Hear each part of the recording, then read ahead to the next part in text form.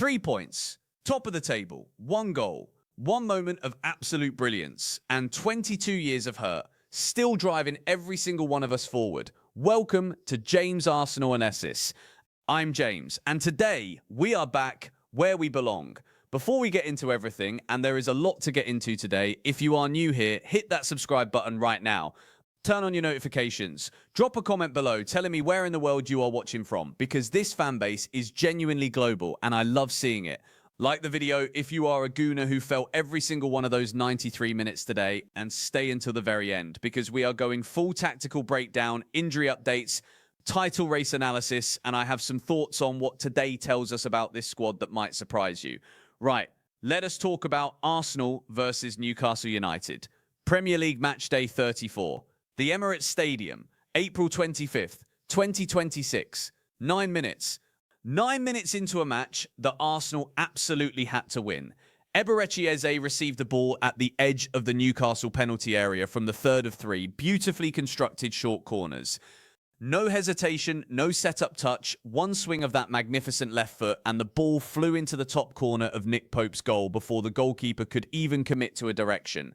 I want you to think about that for a second. That is not a tap-in. That is not a scramble. That is a footballer with elite technical ability, elite composure, and the kind of confidence that only comes from someone who genuinely believes in himself. Stepping up in a title-defining match and producing a finish that most Premier League players could only dream of. Eberechi Eze, signed from Crystal Palace in the summer for around 69 million euros. There were questions. There were people, not me, but people who wondered whether he could handle the pressure of a title race, whether the step up from Crystal Palace to Arsenal in a season where the entire footballing world is watching would be too much. Today, he answered every single one of those questions with a curled finish into the top corner that I will be watching on repeat for the rest of the week. Eze earns a 7 out of 10 in the player ratings. And honestly, were it not for the fact that he was forced off early in the second half with what appears to be an injury concern, we might be talking about a higher mark. He posed a genuine threat cutting in from the left throughout the first half. And even when he was not at his most fluid in terms of movement, that goal alone made him the difference between Arsenal sitting top of the Premier League tonight and Arsenal sitting level on points with Manchester City. Top of the table, 73 points, 3 clear of City, who still have a game in hand. But we will come to that. Let us be honest with each other, because that is what this channel is about. Arsenal did not play brilliantly today. I am an Arsenal fan to my core, and I am not going to sit here and tell you that was a commanding, dominant performance, because it was not. Mikel Arteta set up with David Raya in goal. The back four was Piero Hincapié at left back, William Saliba and Gabriel Magalhaes as the central defensive partnership, and Ben White at right back. Martin Zubimendi and Declan Rice anchored the midfield. Martin Odegaard played in his advanced role behind the attack. Noni Madueke started on the right wing, Kai Havertz led the line, and Eberechi Eze operated from the left. The plan, clearly, was to use Eze's cutting ability to threaten Newcastle's right side, with Havertz providing the physical presence in the channel and Odegaard acting as the creative link. In theory, a reasonable setup, given the injuries Arteta is managing. In practice, it produced one spectacular moment, and then roughly 80 minutes of nervous, disjointed football. The short corner routine that led to the goal is worth examining separately, and we will do that in a moment.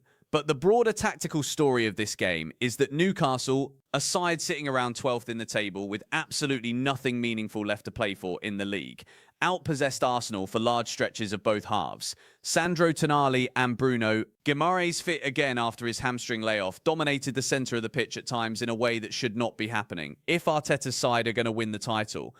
Declan Rice, who has been one of the best midfielders in Europe over the past 2 years, earned a 4 out of 10 today, and it felt accurate. He looked heavy-legged. He looked a yard off the pace when he broke into the penalty area in the second half and could not get a shot away. That moment encapsulated his afternoon. Zubimendi worked hard alongside him, always composed, always making the ball available, always in position. But he was unable to stop Tonali and Guimaraes from finding pockets of space that should not have been available. Zubimendi gets a 5 today, and given the circumstances, managing an afternoon of sustained pressure from a Newcastle side with nothing to lose, that is probably fair. Ødegaard was better than in recent weeks. Not at his peak, not the Ødegaard who was tearing up the Premier League earlier in the season, but a genuine improvement. He picked up the ball with more intent, drove forward more decisively, and forced Nick Pope into a save late on. 6 out of 10, and that feels like a step in the right direction. Now, let's talk about the goal, because the way Arsenal created that opportunity is genuinely fascinating and represents something I think Arteta has been working on specifically for this stage of the season. Arsenal did not go direct from a corner. They played it short, then short again, then short a third time, working the ball to Eze on the edge of the area, in a position where Newcastle's defensive structure had been pulled slightly out of shape by the movement of players around the corner. That is not accidental. That is coached. That is deliberate. And when you consider that Gabriel Magalhaes, who is usually one of the most dangerous players in the Premier League from set pieces, chose not to attack the near post in the traditional sense today, instead staying deeper and contributing to the build-up pattern, you can see that Arteta made a conscious decision to change his set-piece approach entirely. Was it worth it? Today, absolutely. One goal from one routine in the 9th minute won the match. But there is a valid question about whether removing Magalhaes from his natural set-piece role, where he has scored crucial goals this season, is the right long-term decision in a title race where every goal matters and every dead ball situation is a potential weapon. Arteta gets a 5 out of 10 from the ratings, and I understand why. His team were passive for too much of the game. The substitutions were reactive rather than decisive. Gyökeres came on for the injured Havertz. Martinelli replaced the injured Eze. And then Lewis Skelly and Saka came on in the final 10 minutes. None of those changes transformed the game. What saved Arsenal was the goal they scored in the 9th minute and the collective defensive resilience to hold on against the Newcastle side, who had more than enough chances to equalise. But here is my counterpoint to the criticism of Arteta today. Managing a squad through injuries, a Champions League semi-final looming on April 29th, and a title race against one of the most tactically sophisticated managers in the history of the sport, Pep Guardiola, is an extraordinary challenge. The result is 3 points. 3 points that put Arsenal back on top of the Premier League table. In title races, clean sheets and wins matter more than performances, and Arteta got both today. Let us run through the key players, because there are some performances worth discussing in depth beyond what I have already mentioned. David Raya was solid throughout, good command of his penalty area, excellent handling under pressure, and one genuine highlight moment in the first half, when Tonali's long-range effort almost wrong-footed him. Raya recovered quickly, adjusted his body, and made the save. That was the kind of intervention that keeps clean sheets alive, and ultimately keeps titles alive. 6 out of 10. Ben White returned to the starting lineup and did exactly what he always does. Dependable, unfussy, competent. He kept Jacob Murphy on a tight leash throughout and did not overcommit into areas that would leave space behind him. 6 out of 10, and sometimes in football, solid and reliable is exactly what you need. William Saliba, however, had a difficult afternoon. William Osler, the young Denmark forward who has forced his way into Newcastle's plans, troubled Saliba with his pace and directness from the very first minute. Saliba is normally one of the most composed and commanding centre-backs in world football, and to see him unsettled repeatedly by a forward who until recently was not even a regular starter at Newcastle is a concern. 4 out of 10 today. I am not panicking. Saliba has been sensational for most of this season, but that is a performance that will need to be much better against Atletico Madrid in the Champions League semi-final on Wednesday. Piero Hincapié continues to make a solid case for Arsenal to exercise the purchase option on his loan from Bayer Leverkusen. He kept Murphy quiet at left-back, tracked his runs diligently, and provided enough going forward without overextending himself. 6 out of 10. Noni Madueke had a couple of bright early moments and played his part in the short corner sequences that led to the goal. But after half-time, he faded significantly, and it was not a surprise when he was replaced by Saka late on. 6 out of 10 for what he contributed, though there is clearly more in that player when he is fully confident and settled. Kai Havertz did what he does, held the ball up, linked play, made himself available in the channels. He was a little slow to release at times, and you could see the hesitation when the ball needed to move quickly.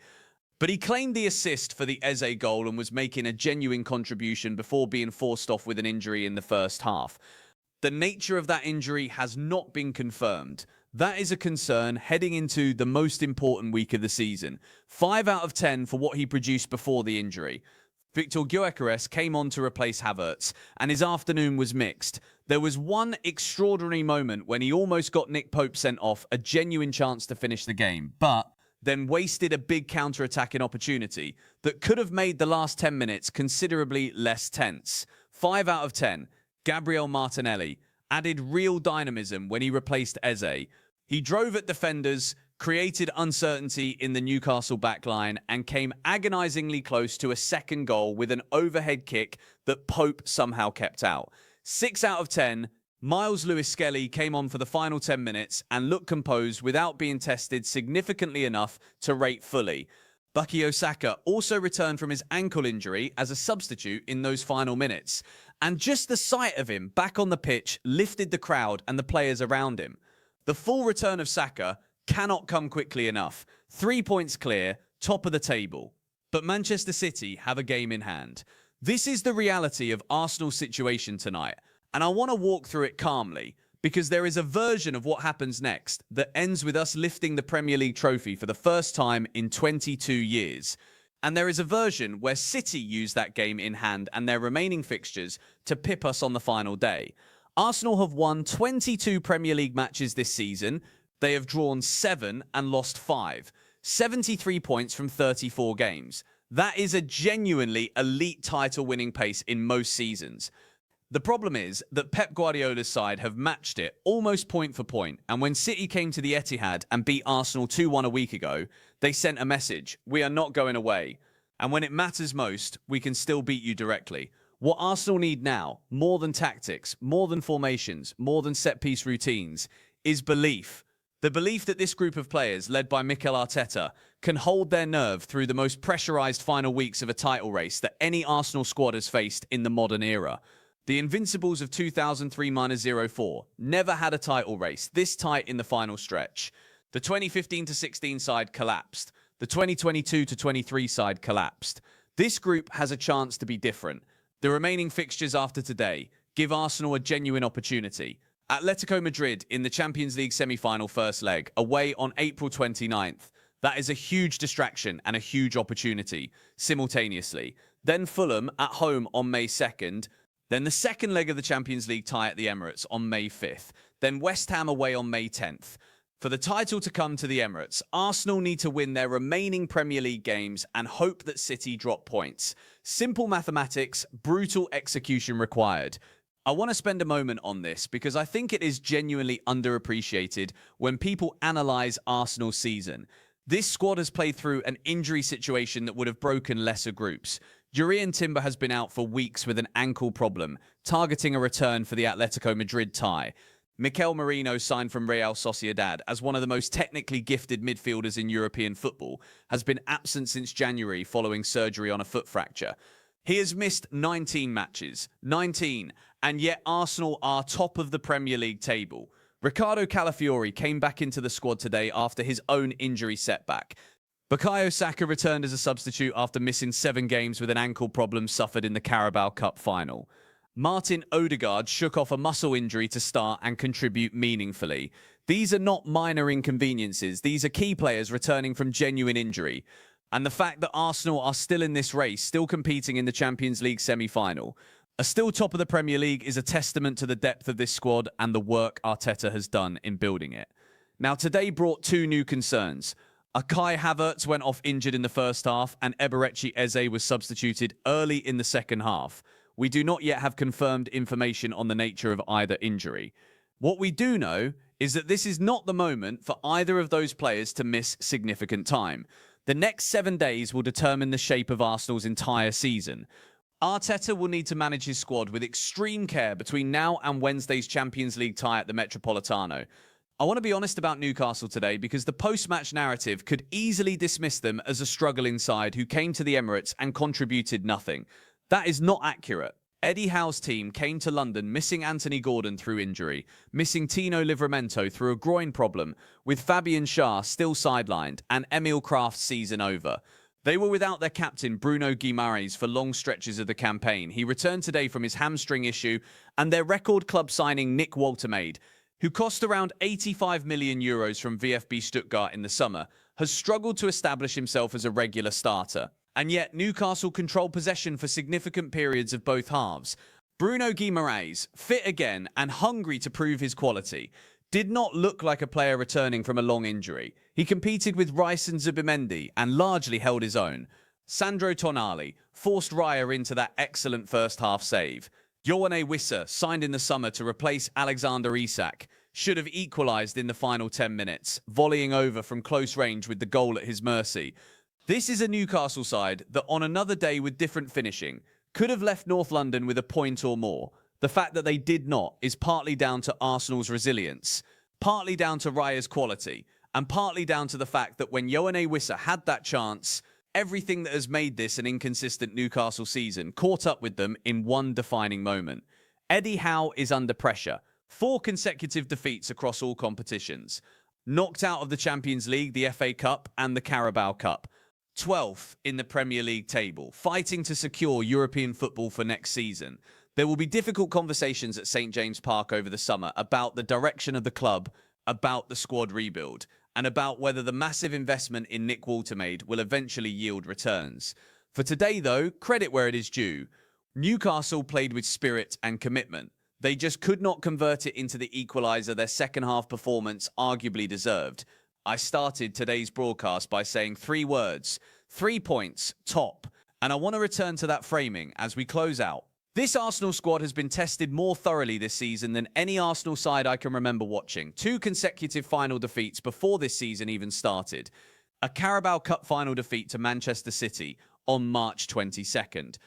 Back-to-back Premier League losses to Bournemouth and then City in April that momentarily put the Gunners out of the top position for the first time since October. Injuries to key players at the worst possible moments. Questions about Arteta's squad depth, his tactics, his substitution decisions, his ability to manage the pressure of a title race.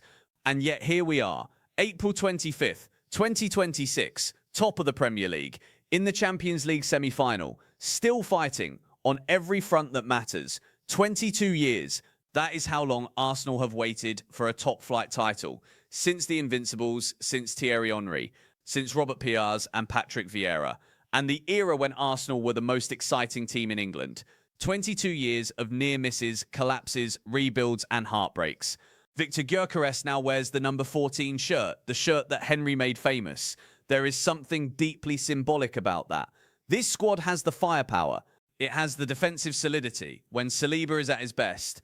It has the creativity, the work rate, the European pedigree, and tonight it has the top position in the Premier League table with 4 league games remaining. This is our moment.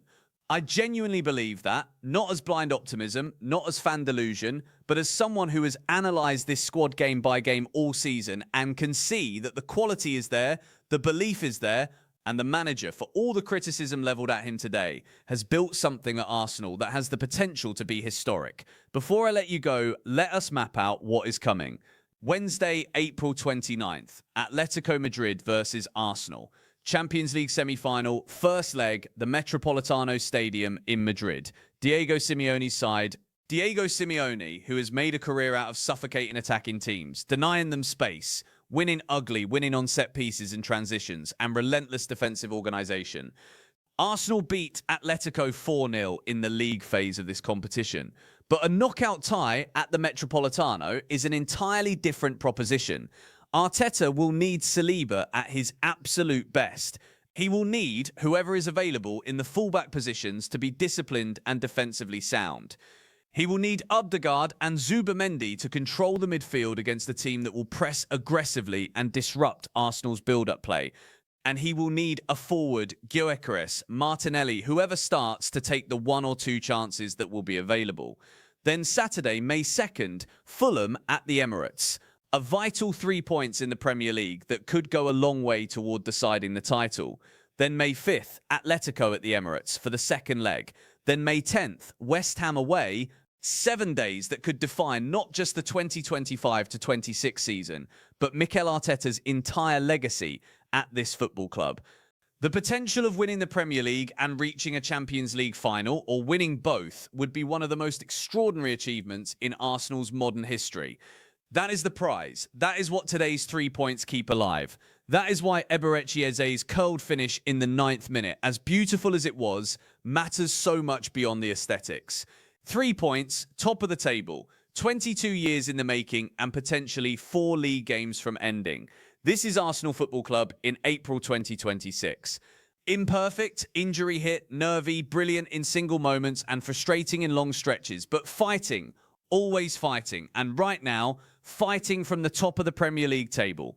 I am James. This has been James Arsenal Alanus. If you have made it this far, you are exactly the kind of Arsenal supporter this channel is built for. Someone who wants analysis, honesty, passion, and no shortcuts. Drop your reaction to today's match in the comments below. I read every single one. Subscribe if you have not already. Hit the like button. Share this with a gooner who needs to hear that we are still in this. Turn on notifications because the next 7 days are going to generate content every single day. We keep pushing. COIG.